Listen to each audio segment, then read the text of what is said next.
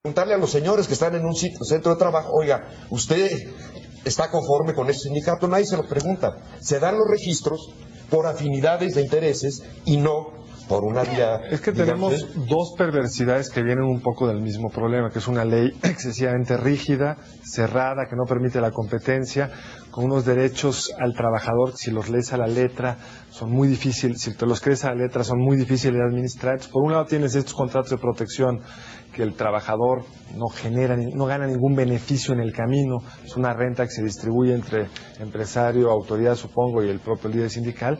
Por otro lado, lo que vemos en el sector público, que son sindicatos de verdad, con un poder muy grande, que generan unas rigideces en la oferta de servicios para la ciudadanía, que lo vuelve caro, de mala calidad, y que el que tiene que administrar eso tiene muy poco margen de maniobra para administrarlo bien. Le exigimos al gobierno que haga bien las cosas, y así debe ser, pero el instrumento que te da el mover a los que están haciendo bien su trabajo, o premiarlos o castigar a los que no, es enormemente rígido. Entonces, ¿cómo sales de esa dicotomía? Ahora, Carlos, vale la pena, a lo mejor es una división innecesaria, pero me parece que tendría sentido ir a los 30 y entender que ese tipo de representación se inventó para gobernar los trabajadores, para gobernar los asuntos sindicales y sobre todo de los sindicatos más rijosos, el caso de los maestros, por ejemplo. La CNC se produjo por decreto en el diario oficial de la Federación y el CENTE también.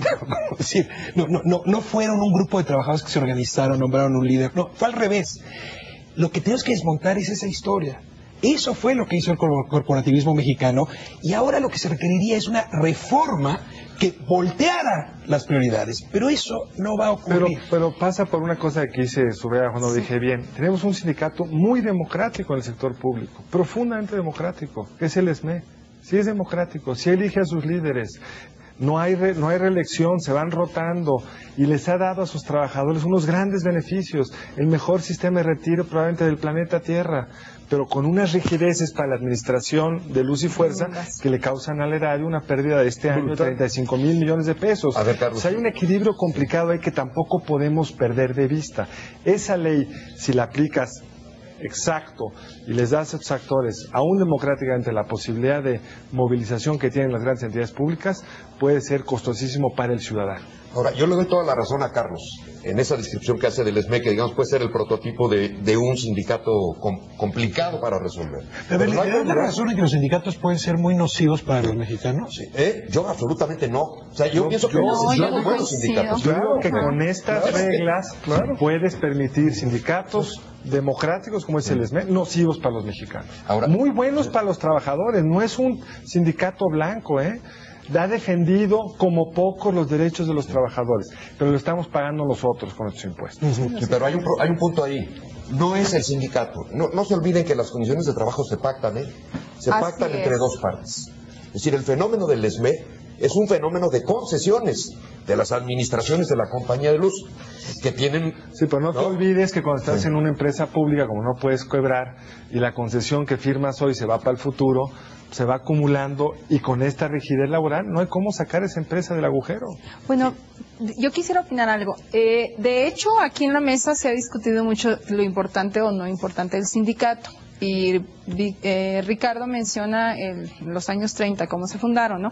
Yo considero que los sindicatos son importantísimos en la vida del país, o sea, muy importantes para la regulación de las condiciones laborales de los trabajadores. Lo que lo hace que se desvirtúe es la falta de claridad, la falta de reglas claras. Como se ha mencionado aquí, la Ley Federal del Trabajo, pues ya a estas alturas ya requiere cambios que la misma práctica laboral que se da en la realidad todos los días es otra. Entonces, los sindicatos que requieren hoy en día, ese es el sentido de esta iniciativa, que los trabajadores estén realmente representados, que conozcan a dónde van a dar sus dineros y esto a la vez genere que si están a punto de desaparecer algunos, porque aquí se ha mencionado, hay sindicatos blancos que no existen o que van a modo y coyotean, como luego se dice ahí con los patrones, bueno, también genera en un momento dado, esta iniciativa va a generar, o esa es la intención, de que se pongan a cuentas con sus trabajadores, que les den la certeza de lo que tienen, y esto va a obligar a que el sindicato sea competitivo, porque va a haber competencia entre el que sí presenta, cumple las reglas, y el que no presenta y no cumple las reglas. Carlos, porque se liga con esto. Carlos, yo no estoy tan seguro que la rigidez esté en la ley. Creo que la rigidez está en el statu quo. La relación que tiene el PRI, por ejemplo, con el sindicato de Pemex, hace inviable que el PRI vaya a apostar por una gran reforma laboral que afecte los intereses actuales del sindicato de Pemex. Lo mismo ocurre con el PAN y el Sindicato Nacional de Trabajadores de la Educación, que para efectos prácticos ya es parte de su base corporativa. Y lo mismo ocurre con el SME y el PRD. Es decir, hay un arreglo mafioso que no se sostiene por ley, sino por acuerdos previos, y por esta razón tampoco se ha podido reformar la ley para agilizar mejor. Siendo cierto el lo sistema. que dices, creo que hay dos cosas que habría que agregar. El gobierno que hoy administra Luz y Fuerza no es un gobierno periodista, como sabemos, es panista. Y mucho le gustaría poderlo reformar.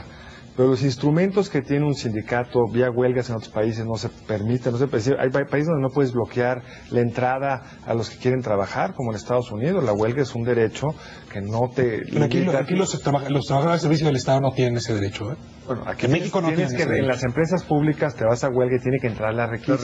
Pero mientras te bloquean la empresa, te bloquean las calles, hacen una serie de actividades que en otros países no se puede, digamos. Hay una lucha acotada con ciertos derechos y responsabilidades que aquí no tienes. Entonces, la administración de estos actores tan poderosos es muy complicada. Pero tú has tratado de despedir a un trabajador con buenas razones en una empresa, Sí. con todas las de la ley. Sí.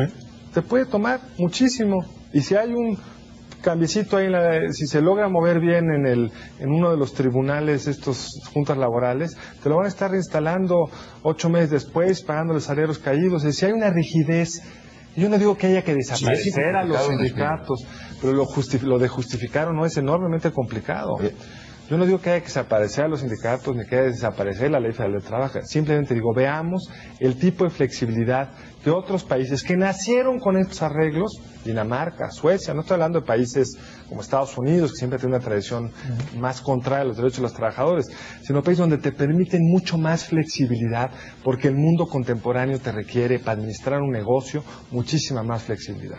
Y si no te haces cargo de ello, lo otro va a ser también muy complicado de echar a andar, que es sindicatos de verdad con estas restricciones. Desde el punto de vista de la administración de esta economía sería muy complicado. A ver, que nada más te lanzo una provocación. Si 9 de cada 10 trabajadores no están afiliados a un sindicato de verdad, ¿qué es eso de flexibilizar? Ok, flexibilicemos el 10%, te lo compro, está el SME. Pero ve la dimensión.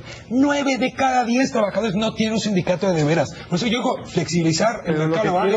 Pues si no estoy en Inglaterra o en Francia, estoy aquí, lo que quiero decir es, si a estos los metes en la cláusula, ¿por qué les conviene pagar? No sean tontos, les dicen, ay, vamos a estarle pagando unos coyotes. Porque la administración del otro es muy complicado.